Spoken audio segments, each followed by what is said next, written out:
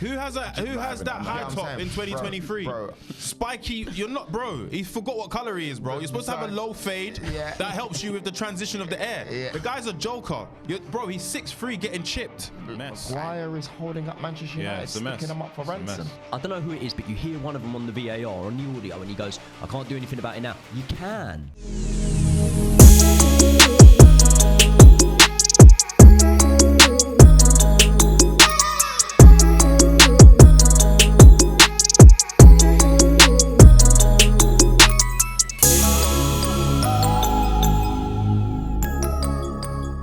Yo, it's your boy H Black the Sauce, Harry Pinera, and welcome back to the Inside Scoop. It's a bit different with the faces. Culture Cams is not here right now because he's booked and busy getting that money in Germany.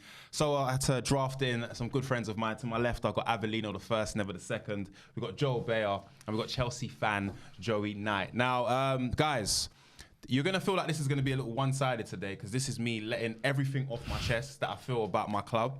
But before we start, make sure you like, comment, and subscribe, and click that notification bell so you're notified when we upload. But we're going to start off easy, a bit neutral. We're going to start off with, obviously, the big decision that happened on the weekend. Why are we talking about that first? No, because I just want to... do you want to go straight into it? Do we really care? All right, I don't mind. Okay. I don't mind. Okay. No, do you know what it is for me? I just wanted to get the elephant out of the room. But fuck it, we're going to start with Man United. Avellino, you was at the game yesterday. Oh, was you there? Yeah, no, that was my twin brother. No, that's Avellino. You was there celebrating. You know about my twin? Who's dyed his hair as well. Yeah. Oh, okay. What's his name? Yeah. Yes.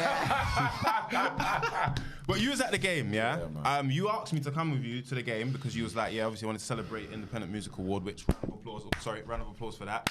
Independent Music Award, yeah, for God Save the Streets. And I said no. I said no because I have common sense, bro. I know my team. I've watched the last game against Crystal Palace where we lost, had 50,000 shots and didn't score one goal. But you you travelled 4 hours to go and watch Man United play. Talk to me about that experience. Because I have to let people know the sacrifice that man has to take to go and watch our man's club. on the M6, bro. Doing the mileage. Brother. Stoppage time. The worst thing is on the way back, there's an accident. So we was there, stuck for like an hour. Matty. Brother. 4 a.m. just drowning in my sorrows. 4 a.m. You did that shift? Not me. Bro. I know that shift. Bro, this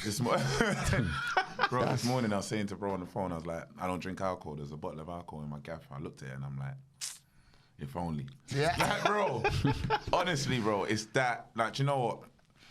My verdict to the game, and I'm actually just going to be real, it's difficult to make sense of what's happening at United. It's so strange because I haven't seen so many catastrophic performances this season. There's actually been a lot of good things to watch. But it's just... What games you been watching? That's what I'm saying. I think drugs are affecting... No, honestly. What games you been watching? Like, for example, even when we played you, we didn't play a terrible game, bro. That's probably the best game you've played where you've lost. Even yesterday, when you look at Wolves, when you look at Wolves, we didn't play a terrible game. That was a horrible game. Wolves was a bad game. The game after that, you got lucky as well. Spurs was a horrible game. The first half was alright. Bro, the thing is with United, you know what I found out with United this season is that we're a moments team. We have moments in games, and for example, you spoke about the Arsenal game, yeah? For what? 70 minutes, 80 minutes, we kind of stopped Arsenal from playing their game. But that opportunity to score is always there with Arsenal because all they need to do is cut back. Our defenders are not... Don't talk about them like that. No. It's real. This is real spill. Arsenal have that opportunity there and then because they create chances. We don't know how to create chances and finish them. For example, Marcus Rashford, one-on-one with the goalkeeper, smash it in the back of the net. I don't know if Joel said it. Is it because you're watching man's tweets or you're seeing what people are saying about you? You don't want to score. Like that killer mentality is not in the club, bro. It's not. So it shows when every game that we score a goal, we're 1-0 up. We don't know how to kill the game. It's like we get nervous when we've scored. It's like the opposite of what football's supposed to be. If I'm honest, I feel like, bro, like honestly, it's like the basics. Something's going on with the basics at United, bro. I'm talking like not even basics of like, bro, the basics of life. And winning in life in general, like words like concentration, bro. That's a key word across the board, bro. And it's like you do good things, and then these small lapses for some of the best footballers around. It's just so strange, bro. Like we shouldn't be going up twice against Galatasaray at home, and these small little it's just the strangest thing. Like you used to hear Sir Alex talk about all the time, concentration. Because no matter how good you are at football, one moment can cost you a great performance. Do you know what I mean? Or a good performance or a good result. And it's like we're doing that week in, week out, and it's just so strange because I don't know, the mental side of the game seems to be the problem, bro. Like, we don't have a problem with talent. I'll be honest. We all know that. I agree. We don't have a problem with talent. So I want to ask, though, because you guys, you know, Joe, obviously you support Chelsea and you're not having the best moment in time, but we can understand why, because it's a new manager, a new owner and everything else, yeah? When you look at Man United, yeah, and you see the amount of talent that we've signed incredible players that when we signed them at their clubs, respectfully, they were really, really good. So we thought that, you know, they would transition to United really, really well. What's your views on how United are as a club, and do you feel like it's going to get better? What's your views? I want to see from someone else that's not a United fan. It's a strange one, isn't it? Because normally it's like the flip reverse of what would normally happen. You'd normally expect a new manager to come in their first season, there be these teething problems of players that maybe aren't really playing for them and they weren't the ones that manager picked. And then in the second season, that's when you start to see it come good. And it's been the flip reverse of that for United. He's come in, done a really good job in the first season, and now this season it looks like it's falling apart. And it's very early, yeah, and things could turn round. You could turn a corner. But like I say, like, it's far and few between to look for a good performance so far this season. You've had a spirited loss against Bayern Munich. And I know, sat here as a Chelsea fan, I can't really say anything. We ain't even in that competition. I get it, yeah. That'd be the first thing people level at me. Premier League. Oh, okay, cool. Yeah, good winning the cup in the week. Sorry, I just have nothing to brag about. So people to say that's rich coming from me, but what I would say is, you know, the game against Arsenal, I didn't think you were great, but you done well to stay in it. Arsenal are a good side. Spirited loss against Bayern Munich, but even in the ones you've won, like the Burnley game and obviously the Wolves game, didn't really play all that well. So I think there's a few issues going on maybe in the dressing room as well. Like, you look at the Jadon Sancho thing, yeah? Look, I don't know Sancho. Either Sancho's really, really stubborn and he's thinking, I don't even care about my career, I'm not apologising, or he knows something that we don't. And that could be potentially the easier rumblings that maybe Ten Hag's lost the dressing room a little bit. I don't think that it's all doom and gloom at United. You look at like Højlund, he's come in, he looks like a really good player and he'll drag you to a lot of victories so far this season, or he will do. But I don't know, at the minute, it's I wouldn't even bank on you lot finishing above Chelsea, and knowing how bad we've been, that's saying, isn't it? Yeah, but you can see though with Chelsea, yeah, that, you know, they beat Fulham the other day. They won in I think the Carabao Cup as well. Like, there's something changing. You can see that like what Poch is trying to do with a new team is slowly taking a steady, you know, like run towards winning the games and stuff. But with Man United, like you said, yeah, Ten Hag for me is definitely the right manager for this club. Because he showed last season where he picked us up from Ole Gunnar Solskjaer. We got to 2 finals, we won a cup, and we finished third. We got Champions League football. I think that was the basis of what we deserved last season, yeah? This guy's loving it. Yeah, of course he's loving it, because he's a muppet.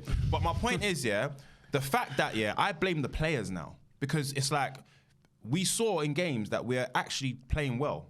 But the concentration, like you mentioned, yeah, just seems to go. Then it makes me think, yeah, what type of mentality do we have at this club? When Alex Ferguson was here, yeah, we've had the likes of Roy Keane, David Beckham, Cristiano Ronaldo, Ruud van Nistelrooy, all been sold when he felt like they weren't following suit to what the club and the ethos is of the club. I don't see that happening over here. You're having players saying, I don't want to play, or I'm not going to apologise. That is toxic, bro. It's a toxic environment, and I think it's going to continually getting worse and worse and worse. The players that I respect are players like Aaron Wan-Bissaka, who looked like he wasn't going to play no more, but he went and done the work. And Top fella.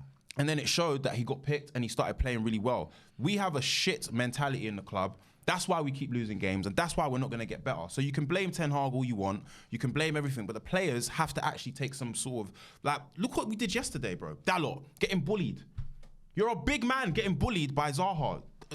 Rio said it perfectly. The fundamentals of the game, don't let the ball bounce. Get your head to it. Get your head to the basics of football are just, they're gone in the club. I feel like not even the basics of football and life are the problem here at Man United, bro. Do you get what I'm trying to say? In terms of the cohesiveness as a team, bro. It's like when something goes wrong, it's like we fall apart.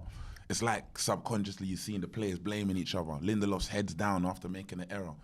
I think if United literally get back to the basics, bro, of what it takes to win in life, bro. Do you get what I'm trying to say? Then we may well see some progress, because things like that are happening week in, week out. We're not getting good performances from some of the best players in the league. Let's be real. Like, they are some of the best players. Are you finished? Yeah. Brother. No, I'm not. I'm actually not. Yeah, he's not. And it just ruins it. Like, for example, yesterday, Mason Mount and Højlund played a good game. But then you're letting them down, because... And they took off Mason Mount, which I don't understand what that was about, because for me, he was one of our best players on the pitch. You take him off, and then you bring on Eriksen because you want control, And of course, Eriksen is a great passer of the ball, but then that intensity he lacks. So when it comes to, chasing the ball, he's not going to do it because he doesn't have the legs to do it. Yeah, bro. And it's like, I'm going to work for you. You're going to work for me. We're going to work together.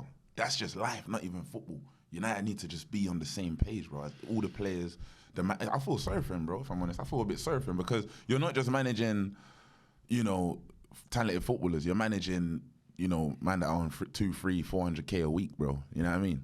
And that's when it gets challenging. This ain't Ajax, where it's hungry, young talent wanting to light up the world stage and become something, you know what I mean? These are here. These men are here, and they're at the top of the football world, basically. Do you get what I'm trying to say? So it's bro, I can't even imagine how challenging it is, bro. Can I come in now, yeah? Go on, do your thing, bro. Look, I can't lie to you, yeah. It's funny seeing you guys struggle because there's nothing better than I like as an Arsenal fan, but I think you got to look at it retrospectively. I do think Ten Hag's a little bit to blame this season, if I'm honest with you. I think when you look at, you can't forget that a lot of these players are his transfers. And I think if you're looking at Højlund, which is a success, I think, fair enough, that's a good one. But when you look at Onana, the way he treated David De Gea, and he was so sure on Onana, bro, this guy's not better than David De Gea, bro. He is not. Bro, No. Let him finish. Bro, I'm not saying that players don't adjust. Yeah, bro. I'm not saying that. Yeah. But look at when Vidic came, bro. He looked like the worst player in the world. I hear you, but you see those guys, yeah. Whatever. It wasn't almost due to lack of effort. The guy's getting caught out in ways that no one gets caught out, bro. It's the haircut. Bro. It's the haircut. Who has that high top in 2023? Bro. Spiky, you're not, bro. He forgot what color he is, bro. You're supposed to have a low fade that helps you with the transition of the air. Yeah. The guy's a joker. Bro, he's 6'3", getting chipped. And when I said it, he's getting lobbed. It was this high. In Real Madrid. That was the same. Ball was Even this in high. pre-season, it was the same. He's getting lobbed with balls that are not even high. All right, cool. I mean, personally, go on. So I was gonna say, if fuming. Yeah, if you take away the haircut, right, he's making basic mistakes. Even when he was playing against Arsenal, I just thought to myself, this guy, I know he's come with this tag of he's great with the ball and stuff like that, but you don't have to wait till the player comes every single time, because you then become very predictable, which then means you're eventually going to cause mistakes, right? So there's other players that ain't playing. Malacia, that's his signing. He hasn't really lit up the word. Very average. He's injured right now as well. Yeah, he's injured, but he's very meaty. Very. No. Let's just be honest. No. I'm just looking at the signings. We're looking at all the signings he's made very quickly, right? He's meaty. Mason Mount, no one understands it. Let's be honest with you. Yeah, he had a good game yesterday. Mount's quality, bro. No, but Joe, you know what I think you're being harsh here? Most of the players that you're speaking about, bro, Malacia is injured. I like Mason Mount as a player. I don't think, but this is what I'm saying. I'm not saying he's a bad player. I'm not saying that. I'm saying that's not what you needed. Do you get where I'm coming from? Okay, well, who would that's not what you needed. First of all, Amrabat. I know there was issues with Amrabat in the beginning, but you're looking at Amrabat. You need centre backs because your guys are always injured. I know it sounds a bit mad, but I could have guaranteed you that your guys are going to be injured this season. Anyone could have seen that. You've got this issue because your guys upstairs, because it's a mixture. It's Ten Hag and it's the guys upstairs. That's why I'm not blaming Ten Hag, bro. No, but there's a lot. Don't get me twisted. I hear what you're saying. Even the way he handled the Sancho situation. But okay, let me speak on that though, yeah? Okay, so the Sancho situation, really quickly. Go on. When you beat Palace in the League Cup, one of the reporters came out and they said, oh, the Sancho situation, it looks like no one's going to back down and it's not been sorted yet. And he said, I'm not here to speak about players who haven't been selected. Those are the words that he should have used after you've just got slapped 3-1 by Arsenal. I don't care if you sent him to boot camp. I don't care if you've done whatever. The guy was at home. I don't care. I don't know what he was doing, but he didn't need to speak about a player that wasn't selected. He didn't need to say he was injured, but if he had said that, he wouldn't have had the issue. And it looks like retrospectively he learned that he made the mistake.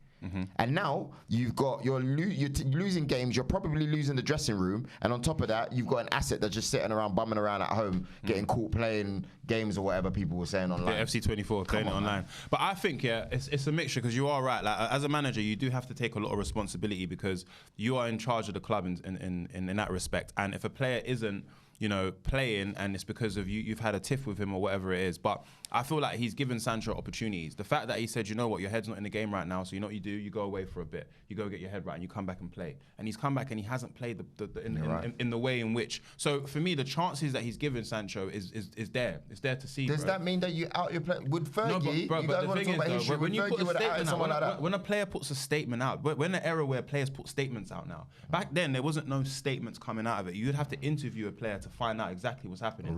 Or read their book or autobiography. Nowadays, players put out statements and it's like, oh, this is how I'm feeling. And he's had to delete it because it's not the right thing to do, innit? This just shows me that this club, it doesn't matter what manager is managing our club. The way the infrastructure is run, the way the ethos of the club is right now, is the players are more important than the actual manager. The way Ten Hag is he's put out teams, that have played well for 30 minutes and then we lose our game. I can't blame him for that if we're winning games. If we're losing every single game against Tottenham, we played well for 20 minutes. Then we lost our heads again. Against Arsenal, we played well and then we allowed you lot to equalise and then we lost our heads again. So it's like our players are losing our heads, innit? And it's like, as a manager, it works. So you see the training clips, you see how we work. We know what we need to do, but we're just not doing it. With Mason Mount, I don't think Ten Hag has found where he's best positioned right now, and it's making him look like he's not the player.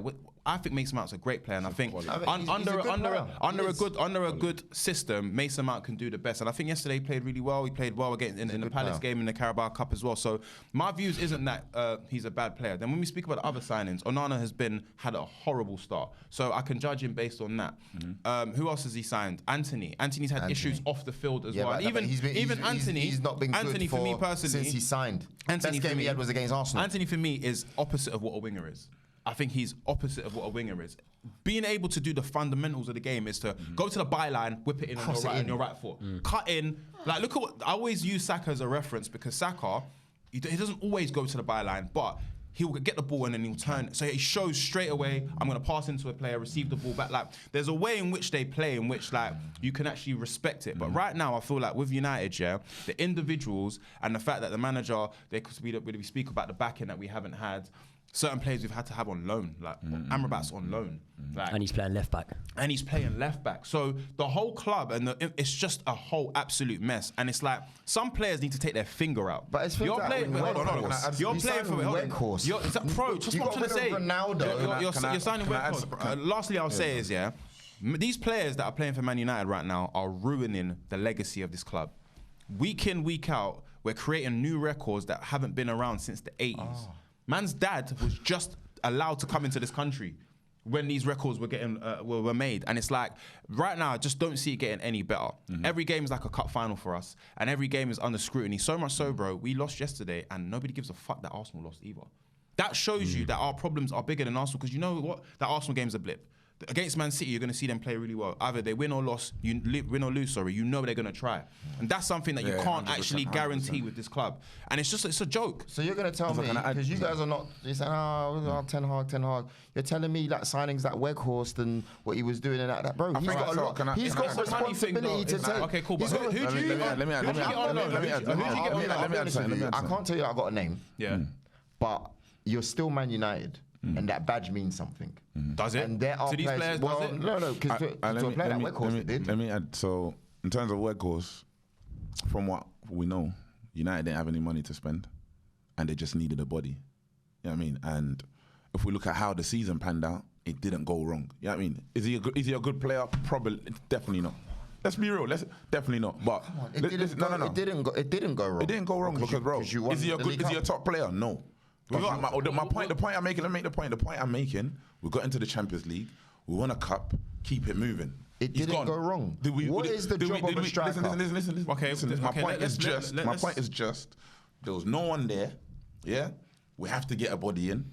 Let's make it to the end of the season. We got top 4. We got EFL Cup. He's gone. I really know. He was never a consideration. In the world of football, right?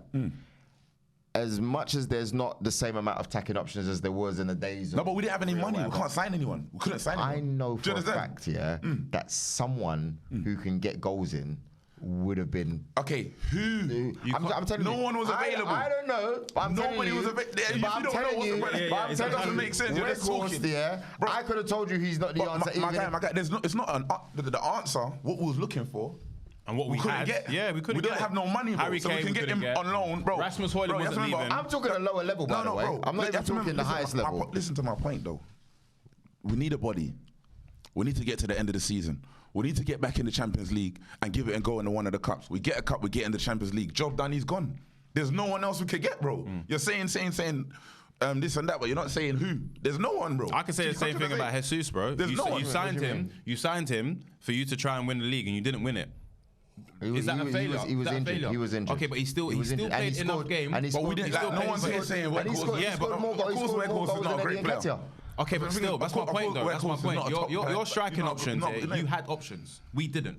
Anthony Martial was injured throughout the whole season, and it was literally Rashford that was leading the line for us. We bought Weghorst. It's more of a body. No one's here saying he's a good player. We need an extra player. We need and if you look at the targets that needed to be achieved for the team, it got done. He got moved on. Do you get what I'm trying to say? The targets got achieved. Right? Exactly. So, but it's not. But we can't sit here and say it wasn't a failure because that was. I can't blame Weghorst for that whole situation. No, I'm looking at player ID. That's what I'm saying. It's always about the bigger picture, bro. It's always about the bigger picture. All that matters is we had a target and we met it. He's moved on. No, do you know what the problem is? We can talk about who. That's all that matters. You had Ronaldo there. But you know, got rid of Ronaldo. Okay, all right. But bro, so at the time, that's who. All right, cool. That's who. If you want one player, so let's be honest. Yeah, we sat here and spoke about that Ronaldo situation. Yeah, if a player is publicly coming out, not even just the manager, the club. That's not a player that has to stay at the club. That was prior to that, though. That was prior to them beefing, though. No, but the thing is, though, you knew that it was brewing from before. There was always issues with, Ronaldo being on the bench or whatever, or the fact that, he wasn't contributing as much as he wanted, Ten Hag wanted to because of his age. Yeah, that's the reality. You know that's not true, by the way. You know those stats that showed. You know he's still the highest presser out of all your guys. You do know that, right? Okay, that's cool. You do know that, right? Why are we talking you see about stats Ronaldo? here? I can't lie. One thing I'll say about stats. Wait. We're talking about Ronaldo. After Ronaldo left, we got back into the Champions League and won a cup. We've moved on from that. We don't need to be talking about Ronaldo. That's 2 seasons ago. Because it's not 2. It was last season, and you're talking about Weghorst. There was no one there. You had Cristiano Ronaldo there. You got rid of him for what? And we got to get back in. You're telling me you couldn't without Cristiano Ronaldo. With Cristiano Ronaldo, we didn't, and we are here. Do you get what I'm trying to say? Honestly, yeah, I don't even think he handled that situation well himself. All right, so what would you have done in that situation? Cristiano Ronaldo, he's elite, innit? When you're dealing with certain players, you could tell the way he was. You don't say one thing to the media, and the next thing you know, you're treating him another way. Cristiano Ronaldo, first of all, has to play. All of this, he wasn't pressing. Maybe some games he wasn't, but I'll tell you what, the majority of the time, no one puts in more effort than that guy. If you want to look at examples for what you're talking about, players that are not together and spirit and basic words. When you have Cristiano Ronaldo in that office, right, in that team, and then you say you're the vocal point, yeah, you give him that confidence, the type of confidence Mourinho was given to Zlatan. When you talk to those kind of players, they will help your team move forward. No, but you could see though, this is why I think like what you're saying is true in the sense of it is Ronaldo, and I understand as someone who has been there when we was at our most successful. That's why I feel like he understood, that bro, it's not just Ten Hag, it's Oli, it's the system at Man United has not changed since the man left the club. So he's opening up and saying, bro, look, the club's a mess. There's players that are strolling in and they're not training and they're not doing this, and Ronaldo's like, are you crazy? Like, I am arguably the best player in the world, and I've won everything, in club football, and this is what I've had to do, and you lot don't want to follow suit. I'm out. And that's why he went to Piers Morgan and said, you know what, fuck this club. But that's because he was also being treated a bit funny with Ten Hag. But bro, Ten Hag's the manager though, bro. We've seen it happen. Like Pep has done it with big players, bro. Where he's not Pep, bro. Okay, but he's not Pep. Of course, but Arteta has done it as well. Arteta's not Pep. Like, but sometimes it has to be done. Aubameyang could have been replaced. You can't replace Cristiano. But this is my point though. You have to, as a manager, if you allow a player, no matter how big the player is, if you allow a player to dictate what you do, you lose the dressing room. That's how you lose the dressing room. And I think by him saying to Ronaldo, even though I didn't 100% agree with it, I was more mad that Ronaldo went and told the public. That was something else. That was nasty. But by that, Ronaldo, he's helped us in Champions League games. He was he's our highest goal scorer for that season that he first came in. So I'm not disputing how important he was to the club. But what is highlighting and what I've been saying from early is that our club is an absolute mess. It's an absolute mess. In any business, in any way of life, bro, the family, if you start at the top, whoever is leading the family, how they move is how you follow. And if the club are a mess, they're not recruiting right, they're not using the funding. We haven't even sold the club yet. The club hasn't been sold. Yeah, it's an absolute farce in the club. So it's like, how are we supposed to be successful if the manager, like even the manager, Rio asked him yesterday, do you have support? He can't come out and say, no, I don't, because I don't feel like he has support. From where? From the top, Glazers? bro. The Glazers are in New York walking their dogs, rude boy. Yeah, but when your team's playing. I hear that, but has he not had money to sign players? That's all I'm saying. All Has right. he not? Okay, the other day, when we wanted to sign Højlund, when we wanted to sign Amrabat, we had to try and get rid of players. Harry Maguire couldn't leave. That's why we couldn't sign no players. Fred left. We sold who we could sell, and still it wasn't enough. So we had like £100 million war chest to use, and that wasn't enough. So we had to sign Amrabat on loan. Højlund was just about, he made it. Other than that, who else have we signed this Did you season? not get who you wanted though? You wanted all your targets. Okay. You wanted an Onana. All right. You got him. You wanted Mason Mount. But you what got did him we have to first. do to do that? But you've got Tim though. No, but we had to sell players. That's my point. But you didn't want them players that you sold anyway. Okay, no one was saying, let's keep Fred. Yes, please. No, but see with me, personally, I would have kept Fred rather than McTominay. But that's you. No, but I think a lot of fans would have as well, because Fred, one thing you can't deny is that he fucking tries. He might not be the greatest on the ball, but he tries. So we're now going to say that this issue is because you got rid of Fred. I'm telling you. Could have done with Elanga as well, though. You could have done with Elanga at the You minute. didn't want Elanga either. This is my point, though, Do you want Elanga? As fans, One more time. Do you want Elanga? No, Elanga. You could do with Elanga at the minute. Greenwood's not there, obviously. Listen, I like Sancho's not in the He's an lineup. honest player, innit? I don't think we needed him at the club, but I think it's the best move for him. This is all hypotheticals, isn't it? The club right now are a mess, and it's showing in our performances. It's showing how the club is run, and also I feel like you can blame the manager, you can blame everyone. Everyone should get blamed. I just want to add one thing, like in terms of Jadon Sancho, the boy. It's like I think the situation reflects the wider issue at the club, man. Because I don't know the ins and outs of what's happened between him and Ten Hag, but I feel like if bro's listening to this, I feel like it's in your best interest for you as a footballer to take responsibility, because forget the manager, forget everyone else, because this is your career. You have one career, and responsibility gives you the ability to respond. Do you get what I'm trying to say? So it's not about anyone else. It's about him and his career, and I think that's the mentality that just needs to be like running through the football club. And like I said, I don't know what the exact issues are, but I feel like Jadon, forget everything, forget everyone else. It's you and your football's the most important thing, and do right by that. Do you know what I mean? And if you can do that, that will translate and transfer through to the team, and that sort of mentality is infectious. You know what I mean? If I see that in my friend that I'm working with, it's going to give me a boost, or it's going to keep me in the right direction. And that's I think at United it's clear to see from the outside. There's none of that. From the outside that not everyone's really thinking and moving in the same direction. Can I just say, do you not think that Ten Hag needs to adapt his man management skills a little bit? Because say, for example, we could all sit here and I reckon we'd have the same opinion to go, he's right to keep Sancho out if Sancho's not going to apologise and things like that. But that's a society problem. That ain't like just in his team. Every young player coming through in most teams is going to be like that. Every player's got social media now. They're posting. Even when things are going well, they're posting straight away after the game. He surely needs to adapt a little bit to be able to go, right, okay, I know I might have like a no bullshit approach, but maybe I need to find a little bit of middle ground, because there are old school managers that are still able to look at certain situations and think, all right, if you were my son, if you were my kid or something, I might act different. But to get the best out of you for what the club have invested you and get you performing on the pitch, maybe I'm going to have to take a different approach that in my personal life I might not, because he's just an old school. He sent him away. He sent him away for 3 months. So I think we can't say that he hasn't tried. He's tried. I'm just saying that I don't know the details, but you're right. He's lost his head in that. When I mentioned Bissaka's situation, I think everybody thought Bissaka was about to leave. Bissaka went away in the summer and became a much better player, and you saw that it was rude to not make him start as a right back. Of course, he's been injured right now. I think there's some players that genuinely want it more. Like for example, even though Dalot's had a bad performance, I can never ever question his desire. He's a player that I know that he tries his best. Of course, he might not be the greatest right back in the world, or he might make mistakes, which he did in against Galatasaray yesterday. But at least he's trying. At least there's something to work with. I don't think a lot of these players give Ten Hag a lot to work with, because I think the system, he's supposed to be, we're supposed to be playing like transitional football. We're supposed to be keeping the possession. Do we do that? We're supposed to. I'm saying who? Ten Hag. Listen, I feel, okay, for example, I think, let's have a look at, like, for example, Marcus Rashford, I think for me, you've had an incredible season last season, and you was our star player this season, last season. This season now, I haven't seen none of it. I haven't seen it. Now, I judge players by results and what you do on a game-to-game basis. I haven't seen enough of it. Rasmus Højlund has started this season like a bad man.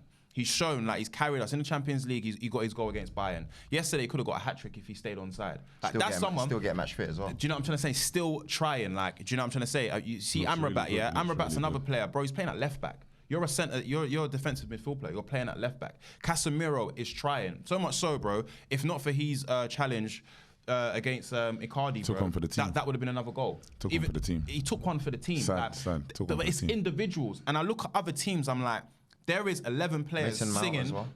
Mason Mount, but he's also come back from injury as well. So when I look up to teams that are playing really well, it's 11 players singing from the same hymn sheet. Man United, it seems like there's 4 of them, and that's not. The football is a team game. It's 11 players on the pitch, and I feel like until there's 11 players doing the same thing and listening and trusting the system that Ten Hag is trying to put in place, we are rubbed. And for me, it's like people are looking at Ten Hag like a dud, yeah, because how do we play football? But if you've trained with this team throughout the week, and it comes to the game, and you're not producing none of the training that you've done, it makes the manager look shit. And also, you as players, you just look like whack players. And that's what's happening. That's why when we face the likes of Burnley and Wolves, respectfully, they're having fun against us. There's always an opportunity for someone to score against us, and I think that's the problem. And I'm looking at players like Varane, yeah, and Varane's he's been an incredible player, but we're starting to see how vulnerable he is, because he's been exposed so many times. But I could have told you that he's been exposed since he's been in the Premier. But this is the thing, though. Him and Lisandro, I think Lisandro, when them two play together, yeah, it looks like they've got it. They look good. I think Lisandro compliments him a lot. But then when you put him against Lindelof, it's like, wow, I've got to defend properly now. I've got to, everything I do is judged. And I think that's scary, because we are going to face teams that are going to get better and better. When we face Man City, that's going to be a hiding. When we face Liverpool, it's going to be a hiding. And you can also guarantee that it's going to happen. That's the fear factor that I have now for Man United. I feel like every game we play now is scary. Yeah. I don't feel like I'm confident to go and watch my team play anymore. The fans in the stadium never really boo. But now we're booing because we've had enough. It's not even about the Glazers. It's about us on the pitch. Do what you need to do.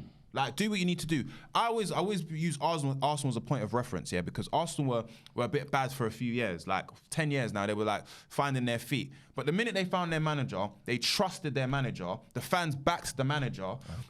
The club at the top backed their manager. You're seeing what's happening. They almost won the league last season. They play some of the best football in the league. And now we're going to see Arsenal become a powerhouse in the Premier League. It took time. Liverpool's the same. They don't even have the money that Man United have. But they got a manager, and Klopp find the players that he feels are the right players for him, and it works. Bro, it's an absolute mess. And another team I'll even fucking mention, Aston fucking Villa. Yeah. Unai Emery, bro. They won 6-1 against Brighton, a team that we've all looked at and thought. And Brighton as well. And Brighton are great. It's like we are no longer a fearful team in the Premier League now. And I know Sir Alex Ferguson, yeah, must be thinking, oh my God, what the fuck has happened? He's betting horses. I hear you. Right? Go on, Joe. I think there's a split between who's to blame. I know you're fully protecting your manager, but I have to go back to say he should take some of the responsibility. I think he is. I'm not saying that. I think he is. If you're looking at Arteta and Klopp, what they've done well is they've bought well. But okay, Pepe, 72 million, that's not a good buy. He's learnt from his mistakes, bro. I'm not saying you ain't going to have one. Yeah, but you can't have like 3 or 4 or 4 in 2 years. But look, this is Ten Hag's second year. I'll be real, the start of the season is bro. The start of the season, bro. They could go on to have an amazing season. This is football. We could potentially Fergie would write off a player's first season. He wouldn't even pay attention. But the difference is the teams ain't that bad when those signings are not doing well, and that's the issue. When your team's doing well and you're carrying an Evra or you're carrying a Vidic because they're not really up to speed, you've still got Rio. Which is a fair point. But football's in a completely different place. You know what I mean? There weren't 6 or 7 top teams competing. Is in a completely different 100%. But football also is in a completely different place. It's a different place. But we used to have like a big 4. That's not the case anymore. But that's not the point. Do you get what I'm trying to say? It's not like that. When Klopp was signing players, Robinson, hit the ground running. If these players didn't hit the ground running, they've still got other players that are doing their bit. Klopp made his fair share of signings in the early stages that didn't get to the elite Liverpool why team. Did they get forgotten is what I'm saying. Yeah, because he made it work. Eventually, he got it right eventually. Because the rest of the players this guy's second season. What do you mean? This is Ten Hag's second season. Ten Hag, he might not get the chance to finish the second season. I'll be honest with you. I can't lie to you, yeah. I'll be honest with you. You see us fans, yeah, Man United fans, what I've realised is, yeah, we've been spoilt. Yeah, we've been spoiled all our lives. Yeah, in terms of we've been winning trophies. I used to say to my friends, bro, All our lives. It's been a while, you know. no, all my life, all my life, like literally, my life ended when I was 21 because that's when Alex Ferguson left. But like. Literally, when I was a kid, you grow up, you know that Man United's facing a team. You don't even have to watch the game. You know that we've actually either won the game or, you get me, we've tried. Nowadays, man watches every game. My heart is beating heavily. Like, I've got severe issues, bro. It's because the team is stressful. It's stressful to watch us play. Like, for example, with Chelsea the other day, you saw them, they took their finger out and said, fuck it, we're going to try. And they got a win against their rivals. And now there's something to build on. We have got nothing this season to build on. The one game that we got to build on where we played decent was against Palace's second team in the Carabao Cup. We're about 10 games into the season, bro. And that's it. So you're telling me, how does it get better from there? Players don't want to play. This player's doing that. Like, it's a joke. If you want to be a media outlet, you want to get clicks, talk about Man United. So much. So what do you do then going forward? Because from a fan's perspective, I'm always hearing this, and we're going to ask about Chelsea as well soon, but, you know, 1 week it's, why didn't Garnacho play? Why is Bruno? You got culture cams. Man United are never going to be successful with Rashford and Bruno at the helm of, you know, whatever. Like, he can't. It's almost like whatever he does, you don't play Sancho. There's fans are backing him. Then the next week, Sancho should have played. You know, Pelestri. What do you think? Because I'm hearing a lot of noise. Yeah, for me, I think it's like I say, it's not a personnel thing, bro. It's a culture thing. It's a mentality thing because. You see at the top teams or teams with a real like football philosophy, like you know how they're set up. Those type of teams, you think you get the idea that no matter who comes in, it's not going to change too much because they know what the job is. They know how this football club plays. They know the mentality. Like even like obviously excluding the Villa result, even down to Brighton, I feel like losing Casado, bringing in different players, they just slot right into that kind of football way of playing. Even whether it be even Newcastle, do you get what I'm trying to say? You don't really feel. It's true. So it's not a personnel thing. Around. It's not. But let's allow ourselves. It's not a personnel thing. We've been doing this for too long. You know what I mean? There's obviously a culture problem, and it's the reason why it's so clear as well is because one thing about Alex Ferguson is he was a great manager of men. You felt like he kept everyone in check as humans and men representing Manchester United. You get what I mean? And I feel like it's no coincidence that he had that quality and saw that success at this major club, bro. Because it's bigger than managing 11 football players, bro. This is a major, like, bro. This is every kick is under a magnifying glass, bro. You know what I mean? It's not just they're not just going out there to play football. These are superstars on hundreds of thousands of pounds a week. You lot have gone backwards in so many areas. Your academy used to be the best academy in the world before in the world. And the thing is, we still here and there we still produce a gem. We still produce gems. But it's not what it was before. Before, Manchester United used to be the biggest contributor to English players in the national team.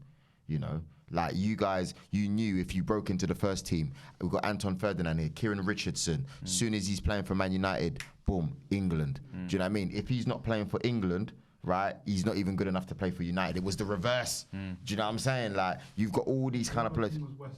The other West Ham. West Ham, it was. Joe Cole, Defoe, Carrick, Rio, Carrick, maybe even more so than Man United. Yeah. But no, they had like a little generation. United were consistent. You guys have, commercially you did well when the bankers came in and that, but it looks like you've gone backwards with negotiation. You've gone backwards with, it's I don't understand what's going on. Like, also even, when I say negotiation, I mean like contracts. Now you got your Maguires that are holding up the club. Mess. Maguire is holding up Manchester United, sticking them up for ransom. Bro, Alex Ferguson will grab you by your head and kick you out the club. That's the mentality that we don't have anymore. But anyway, I think it's clear to say United right now are in an absolute mess right now. But another team that also lost yesterday, but people try to forget about, was Arsenal. You lost to you can say no. You lost. Go on. Go on. I'm just gonna tell you something about Arsenal. Really good club, special club even. You know what I mean? Important football club. Come on. I know we're talking about the Champions League, but I just got to let you know this. I feel like you lot know deep down that you missed a big opportunity last season, man. You know what I mean? In terms of winning the Premier League, you're going to find it really difficult to replicate that situation because a lot of teams were off the pace last season, i.e. Liverpool, etc. And I just don't think it's going to be that way again, man. So I really feel bad. From me to you, brother. I feel the pain. No, it's because it's deep. It's deep, bro. No, it's deep, bro. Like being touching distance from the Premier League. Last time you man won the Premier League was literally over 2 decades ago, probably like 2004 something. That's so it's deep, bro. So we can Arsenal fans, you can mask the pain and put on this brave face and pretend to be excited for the season. But I want to say I feel your pain. I understand. I do get it, man. So good luck for the season.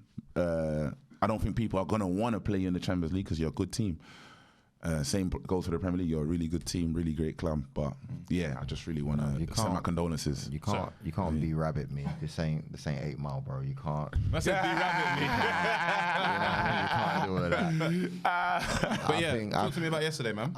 Look, man. I'll be honest with you. It's a blip, and I feel like it's something that we needed on the low because I think we beat PSV so convincingly. I was bantering on social media saying Europe's easy. I had Man United fans upset that night. Onana had biscuit wrists. Do you know what I'm saying? Like just that was a good one. Flopping it in. I'll be honest. Good. But it's like we needed that because if I'm Arteta, the team talk is simple. Guys, welcome to the Champions League. If you're not concentrating, That's good. it's true. That's what he would say, guys. Welcome to the. He would say like, welcome to the Champions League, and it goes back to the one word that you said. Going forward, concentration. Concentration, bro. It's simple. Bro. Concentration, because Lens are arguably a Europa team, but you saw how they played yesterday, bro. Do you know what I mean? Like anything can happen. So even for David Raya, not the greatest getting it out and stuff like that, got caught out. Eventually they scored. Concentration. You have to remain high because I do believe, that Arsenal have the capability of getting to even the semis of the Champions League. Why? Where are you going? Yeah, Anton's left. He said, why? No, but he's not well though. He's not well. Yeah, he don't. No, it's the truth. Do you know why? But give me. No, let He's not. Let me. Do you know why? Do you know why? He's going through things. Do you know why? Because Europe is poor, bruv. It's not what it was. Even look at you guys, Man United. You could have drew against Bayern Munich, and you lot are crap. No, You know what I'm saying? He's not crappy. Let's just call a spade a spade. We're crap, bro. You're crap. You don't want to. That 4-hour journey didn't teach you nothing. Bro. That wasn't me, bro. It was my brother. Ooh, Bavellino. Yeah. Yeah. You're crap. So when I look at those teams, they give too many opportunities. You look at last season, you had Inter Milan and AC Milan in the semi-finals of the Champions League. What? Are you all right? No, they were getting smoked in their league by Napoli. And then on top of that, you've got PSG. Okay, they're looking a little bit better now that they've got rid of Messi and Neymar and stuff like that. But they can get beat on a given day. They can. You got the only team that looks unbeatable is Man City. Let's be real, in Europe. But besides that, anyone can beat anyone is what I'm saying. So when I say that's just Champions League football in general, though. But it's not usually though. Before to get to the semi-finals of the Champions League, bro, you've got to be doing some serious You know why I disagree with that, bro. because I feel like we've seen so many upsets in the Champions League. I think cup football is completely different to like league football. I think on that day, if a team shows up, they can do really well. I think what Arteta will be saying to his players is that this isn't like your Premier League. You don't have 38 games to get it right. You have every game is like a final, and you have to be on your best game in order to win. And I think yesterday's game, you had chances. I'm not saying that you didn't deserve to win that game because there were some clear-cut chances that you should have finished. But the keeper Samba made some incredible saves. So on that day, I think against when Lions come to the Emirates, I think they'll show them how good they really are. I think this is just the blip. My issue I have with that game is that Saka, who has been playing so many games, 84 games, broken the record of the amount of consecutive games he's played. Bro. He's injured now. I spoke to Tom earlier and I was like, this could be a play because Arteta came out and said it's not looking good. But, you got City on the weekend. Do you reckon that he won't play in that game? And how big of a loss will it be for your right side? Because for me, I don't see anyone that is on that level in that team. When you look at, first of all, that's cap. But No, when on you the right side. Well, we should have kept Pepe. You're right. We should have kept Pepe. Yeah. As mad as people might say, 72 million. It's not as bad as Anthony if you look at the stats. But I digress. Worry about your team. 72 million, I think to myself, he's got a different style. He offers something different. The only thing I can think about is maybe he wasn't good for Arteta in and around the change room. That must be the only reason. Because how we have not got someone as an understudy for Saka in 3 years, right, is unbelievable to me. Because we've got Reece Nelson. We know he's best on the left. You've got Emil Smith-Rowe. He's best on the left. Trossard, best on the left / false 9. Martinelli, best on the left. Bro, players who play those amount of games, yeah, do you know what they end up like? They end up like Michael Owen in the late 30s, and they end up like Wayne Rooney in Euro 2016. Shabby. You can't be playing that many. You have to manage these young players. To go back to what you said, is that going to have a huge effect on Sunday? Of course, bro. Because the thing with Saka nowadays is he's become that player, even when he doesn't play good. You look at the score sheet, Saka scored. Or assisted. Yeah. Even if he's had a crap game. Bro, that is valuable. That's borderline world class. Do you see what I'm saying? So I look now and I think Jesus and Nketiah have actually had it easy because when they're not scoring, at least Saka scored. You know, like it kind of takes the weight off your back a little bit. You saw what it was like when Marcus Rashford was scoring all the goals. You're looking around thinking, if you don't score, who else is going to score? Yeah. So we're going to miss him. I think in general it's disappointing for the boy Saka, if I'm honest. So that type of if it's a couple months injury, no one wants to see that. No, because I think when they say it doesn't look good, for me that means I saw something about it. It could be like if it's like a lengthy one, you don't want to see that. If I'm honest, not with Saka, man. Like even if he plays for Arsenal, that's disappointing. So you've got City on the weekend, yeah. What's your take on that? Because Haaland hasn't been firing as well. They lost to Wolves as well on the weekend as well. No Rodri as well. KDB, no KDB. Is this a defining moment in what your season is looking like? Obviously, it's early on right now, but Man City are the champions and they're probably the most scariest team to play in the league. Do you feel like this is the game that kind of signifies where Arsenal are going to be this season? Yes and no. When you're playing these big teams, you have to show up.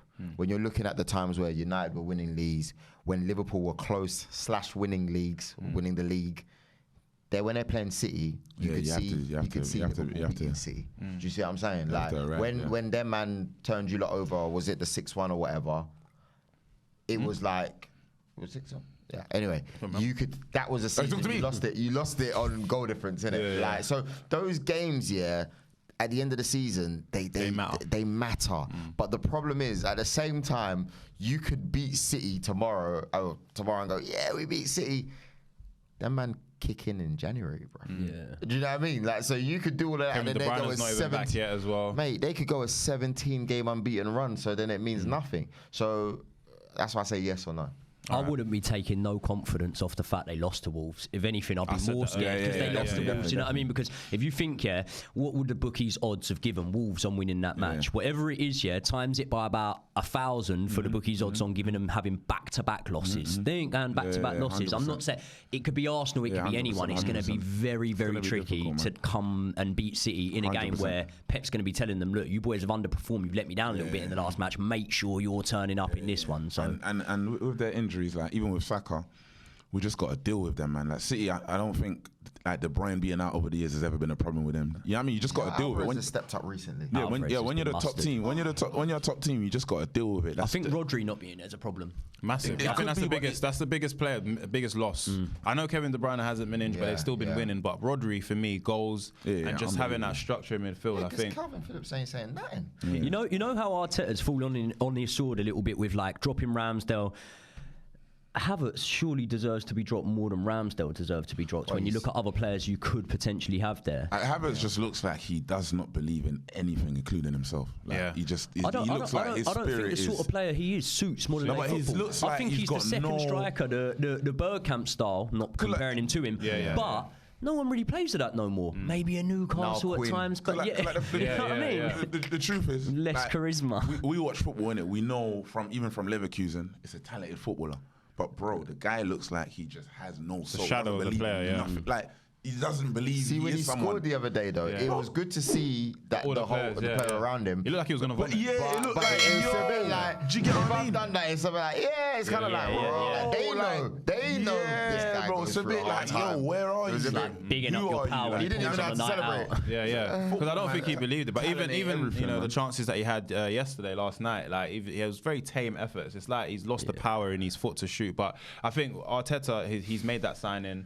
It's one of those players It's that a weird one, that one. Yeah, I'm it was talking weird. about I think. bad But signings, Arteta yeah. sometimes, That's unusual. with Arteta, he's very passionate and about his players that he believes in, innit? And I think if it does work out for Arteta with Havertz, I think they'll look at Arteta as a genius. But as it stands right now, I think everyone can see that we need a bit more from him as well.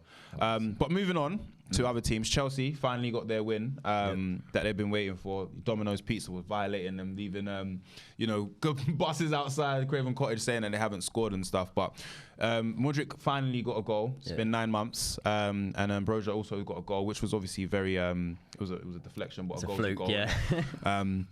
I was really impressed with Conor Gallagher. I think Conor Gallagher in that midfield he's such a good player. Definitely. He does so well in just keeping things in order. But how important was that win? It's the second win, even though it's just the first in the league for a while. How important was that win for Chelsea? Huge, especially coming off the back of the Brighton win, because people can disregard the League Cup, but you are where you are, and one man's trash could be another man's treasure. For us, the League Cup I'd be buzzing with the League Cup this year. Any trip to Wembley, do you know what I mean? So the League Cup, you can say how the mighty have fallen or whatever, but at the end of the day, I'll say it on my chest out, I'll be buzzing with a League Cup this year. So to then go and beat Brighton in that, they're rotated, but if you look at their front four, pretty good. And Brighton rotate, Brighton lose players, and they seem to come back just as strong. So to win that, we won that without looking too impressive. Fulham, we killed the game off within about 2 minutes of that, not from the kickoff, but in 2 minutes of the first half, we'd scored 2 goals.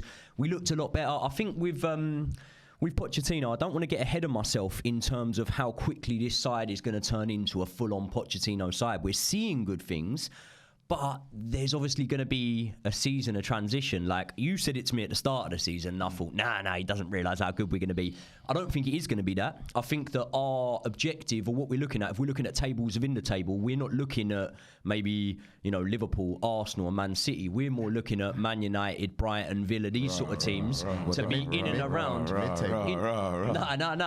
Pushing for that Europa League. You're saying that. So do you think genuinely it's a definitive thing that Man United finished above Chelsea this season? Yeah. Yeah. He's obviously, so he has a drinking problem. We just want to outline now. So no, listen. Yeah, when it comes to this conversation, and cool, so I'm going to be gassed up off the back of 2 wins. When it comes to this conversation, it ain't really a question of who's better this season. No, it's a question of who's less worse. You know what I mean? That's what it really is. What I'm saying at this moment in time is that I'm genuinely starting to see a little bit of like a style of play in what Chelsea are doing. I'm seeing a few players come to fruition under Poch that we weren't seeing last year. When you say about Conor Gallagher there, like people within the fan base have been saying, why is Gallagher playing? Gallagher's like most duels won, most possession won in the final third, most possession won in the middle third. Yeah, definitely, Gallagher's smashing it. So I think it is going to be a transition period. But what I would say is, in comparison to last season, Chelsea didn't get a win against hardly anyone, but we didn't get a win against top 7 team last season. Didn't win against no one. At least this season we'll take our licks, but we'll beat a couple of good sides, and that it'll be a bit more fun than it was last season. And then next season, that's when we look to push on. I told you, man. Do you reckon you'll keep Poch this season though? Because obviously that's mental health. If they don't get, but you know what these men are like. Prior to these 2 weeks, my boy Conor Gallagher, though, just messing. Prior to these 2 weeks, or a week and a half or whatever. Some people were saying, I've got people that said, yo, if Poch doesn't get it right in a month, I'm turning on him. Because Chelsea fans are. You said you lot are entitled. They are entitled. Yeah.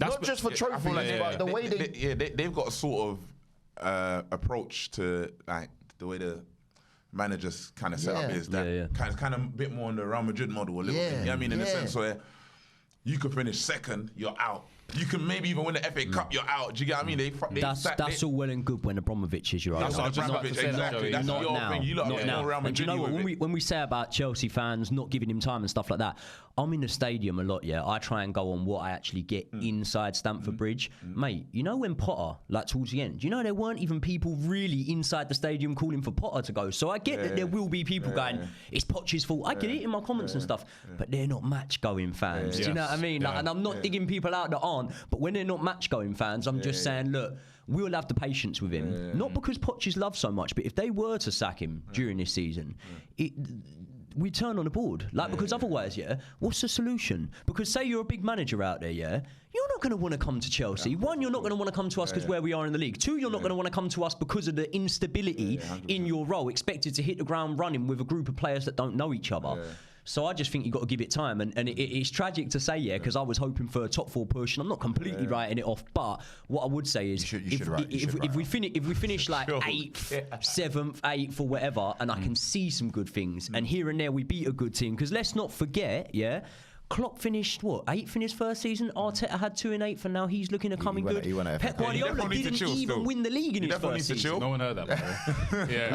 It's all right. You make a fair point, though. No, it's true. A fair point. I think also Chelsea got Burnley point. next. Probably be, you expect to win that now. You'd hope so, wouldn't you? Because Was it at the Bridge or? no, it's at Turf Moor. So, but yeah, I think, so. Personally, I'm happy with how Chelsea played in that game, but I think, like what you just said, it's about, with us two, it's about who's worse, not about who's better. Because so where are Man United finishing this season? As it stands for me, as a fan that's just not. I'm not using my heart. I'm using my brain here. I think with the way we are right now, I don't think we finish in the top 6 right now. I was going to say 6th. I don't think we finish in the top 6 because I feel like, right now, if the way we are playing right now, we've lost more games than we've won. We've conceded more than we've scored. And I feel like with the amount of injuries that we've got as well, it's going to get worse if we don't get better. And I don't see how, we've lost to Galatasaray. We've lost to Bayern Munich. So Champions League, if we lose to Copenhagen, we're basically out of the Champions League. Wow, For me in the Premier League, we're not winning the Premier League. Someone get me away from this. So Man City, I think Man City, Liverpool, I think Tottenham, I think Arsenal, I think Newcastle, I think those teams finish above us. I think Aston Villa, if they continue playing the way they're playing right now, they finish above us right now as well. I think those teams, if I was to say what is a better footballing team, all 6 of those teams are better than Man United right now, which is mental. But that would be my view. I don't think we finish in the top 6 as it stands. Anything can happen. Football changes. You can go on a crazy 20-game run where you don't lose, but you win and you draw games, and things change, and other teams drop points. But as it stands, I don't think so. What about you, Ev? Yeah, obviously, as it stands, if we're going off form, it's not going to be a good outcome. But I'm going to say, ask me again around Christmas. Yeah, we'll ask me again around Christmas. All right, before we end this, because this has been a lot of heartache. It's true, bro. It's been a lot of heartache. Because it's true. I may lose my season ticket, but hey, if you're going off form in October, at the beginning of October, of course, do you know what I mean? But you can't. Let's ask me again around Christmas, because we can go on a winning run. Do you know what I mean? All right, let's see. You know what I mean? There was a massive debate which I wanted to speak about at the top of the episode, but Joel's like, bun that. I'm trying to get my clicks. PGMOL released the VAR audio from the game between Spurs and Liverpool, the Luis Diaz goal, which was wrongfully chalked off as offside. Now, for me, when I listened to the audio yesterday, I was fuming, and I don't even support none of the teams because it's like, these are the VAR is supposed to be something that's going to elevate the game and eradicate decisions that are of the eye of the referee. In your opinion, I'll start with you, Joey. How bad is this? And I don't know if you've listened to it. There was a moment where they should have brought the game back, even though the game was playing. Yeah. How bad is this for the Premier League and for the refereeing? And even for the game? It's almost a breaking point, mate. Like, I think if you surveyed most of the fans in the country right now, we'd say scrap it. Do you know what I mean? And it's like, the worst thing about that, is, I don't know who it is, but you hear one of them on the VAR, on the audio, and he goes, I can't do anything about it now. You can. You can. Like, rules are there to be broken sometimes. No one ever pioneered anything great without breaking a few rules. Do you know what I mean? And we would have way more respect from if the game had been look, no matter what, it'd be a talking point. But if in hindsight, everything we know now had been released, and the audio and the footage and whatever, if the game had gone on for a little sequence of play, maybe 30 seconds, a minute, when, that's the time when they're saying you should pull the game back and you should stop it. If right then the ref blows the whistle, and says, look, we've made a mistake here, we've messed up, and we're giving the goal, I think people would have had a bit of uproar at the time, but hindsight's a wonderful thing. When you look at the alternative, you were better off doing that. And as much as you can say, I can't do that, why can't you? You're going to get a slap on the wrist from Howard Webb. Okay, but look at the media storm you're getting instead of that. Mate, I went to the Chelsea-Brighton game in the Cup, no VAR, and we actually had a completely legitimate goal. Nicholas Jackson ruled out. Don't care. Would much rather it. No waiting about. When we scored, we were actually able to celebrate because we looked down at linesman. It's been given. We celebrate. None of this like celebrating then making yourself a meme because 2 seconds later it gets. It's mate. It's that's the one thing about me. Mate. You're celebrating, and then that's what happened yesterday with the second goal from Hoyland. bro. Clearly I lost offside, my mind. though. Clearly offside. Yeah, Brilliant goal. good goal, Best striker in the world. Incredible goal. Yeah, flipping. Yeah, bro. Honestly, like that's the one thing about VAR. You're celebrating, and then it's just like, bro, the anti-climax is crazy, bro. So Liverpool put out a statement, basically in essence saying that they're gonna take it further than where it is right now because that goal should have stood. Yeah. Joe, in your opinion, do you think that statement that they put out was a right statement to put out? And where do you see this actually going from now? What's the next steps from the Premier League and even Premier League clubs right now? First of all, I want to say I think Klopp spoke very well in his post-match.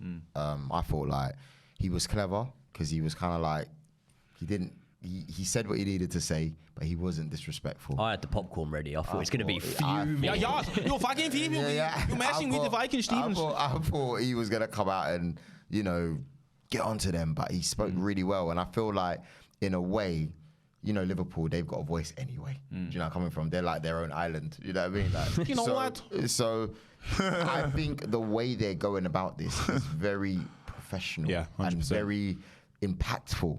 So I think if anyone's going to make change on this, I think it's the likes of Liverpool, the way Klopp's handled it, the way they're handling it. I think there will be some sort of change. I can't tell you what that change is going to be, but I think are they going to go down the NFL route where we can hear the audio going on? I don't really think. I don't know if they're brave enough to do that. If I'm honest with you, they might feel like they have to, bro. After all this is crazy.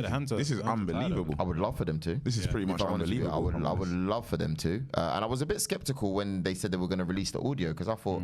Brother, you be in the studio. It's not easy to, you know what I mean, do a little dicing and clipping and whatever. But the fact that they released it at least like this, I think, wow. Yeah, it's wild, isn't it? But yeah, I think there's going to be a change. I can't tell you what that change is going to be though, because I don't know how brave they are. Yeah, I think I was watching the game yesterday and Rio Scholes talk about how it would be incredible to hear what's happening right now because everybody, fans, obviously, and maybe not people in the stadium, but fans at home watching the games will be able to understand exactly what's happening. I think when we can see exactly that he was onside, I remember messaging in my group saying he's on, but that's a goal. And it's because I had him in my team as well. Jarred about that.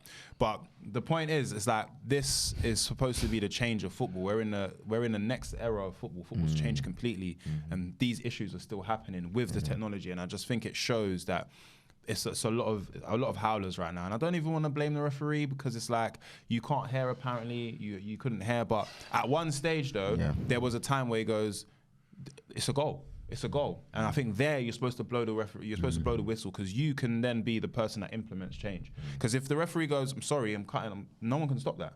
And that goal stands, and it's a fair game. Because for me, I got a question for you. Go on, land. I got the question. I think for me, Liverpool with 9 men still look like they should have taken more from that game as well. They played really, really well, and that could have an impact at the end of the season. I got a question for you. Did you guys see and hear what had happened with Sky Sports afterwards? The fact that they hadn't mentioned it afterwards. They hadn't. I don't know if you can explain it better than me. But. They just hadn't basically brought it up at all, and even on the commentary, like we were sitting there watching the game, and we were like, "They're not gonna say anything about that," and it was just completely brushed over. And then now people are obviously saying Ben Foster thinks that the Prem are in bed with Sky Sports. No, I said the Prem. Sorry, not the Prem. The VAR, whoever, are in bed with Sky Sports or whatever. Because how can it wasn't shown at all for the remainder of the half. Half time, they didn't mention it at all until the last 10 seconds before they were off air. They were going off air.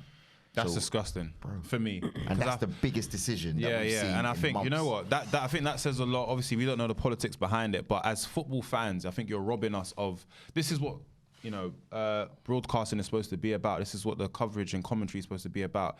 Speaking about the things that we can all see. I think when you act like there's not an elephant in the room, it brings more scrutiny towards you. And I think credit to, TNT yesterday for bringing it up, even though it's got nothing to do with the Champions League, but still, we want to know. This is something that people are talking about online. We need to know exactly what's happening. And as Liverpool fans, they should, by right, be fuming right now because that could have cost them a game. And when it's costing you points, and like you said, imagine if this was a pivotal moment in the league. They'll be fuming, and no one would say, "Okay, we're going to bring back this," because.